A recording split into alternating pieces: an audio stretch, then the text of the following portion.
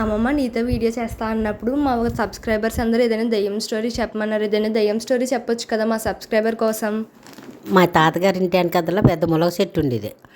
ములగ చెట్టు ఉంటే అప్పుడు మేము చిన్నప్పుడు ఈ కరెంట్లు తక్కువ, ఎవరో బాగా ఉన్న వాళ్ళకే కరెంట్ ఉండేది. అందుకు కొంచెం మధ్య తరగతి వాళ్ళకి కరెంట్ ఉండేది కదా. అప్పుడు మా తాతగారి ఇంటి వెనకాల పెద్ద ములగ చెట్టు ఉండేది. ములగ చెట్టు ఉంటే ఆ ములగ చెట్టు దగ్గర ఒక దెయ్యం ఉండేదంట.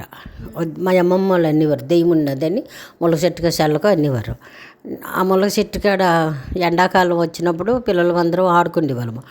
ఆడుకుంటే 12, 1 గంటప్పుడు ఇంక అక్కడ అన్నాల ఆటలు అన్నీ చిన్న చిన్న బొమ్మరిల్లు ఆటలు అవి ఆడుకునేవారు. ఆడుకుంటా అలా ములగ చెట్టు కాడ చల్లగా ఉంది కదా అని పడుకుంటే ఆ దెయ్యం నా మీదే పడ్డది.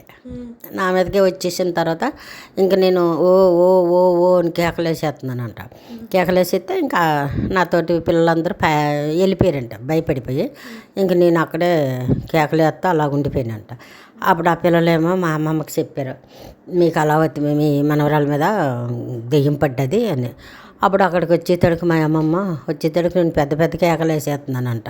పెద్ద కేకలేసేస్తే అయ్యి బాబోయ్ ఇంకేముంది పిల్ల చచ్చిపోయింది అనేసి అప్పుడు తీసుకొచ్చేసి అప్పుడు ఇలా జుట్టు పట్టేసుకొని నువ్వెవరవు అని అనేసి చీపిరి కట్టతోని చెప్పుతోని కొట్టేసింది.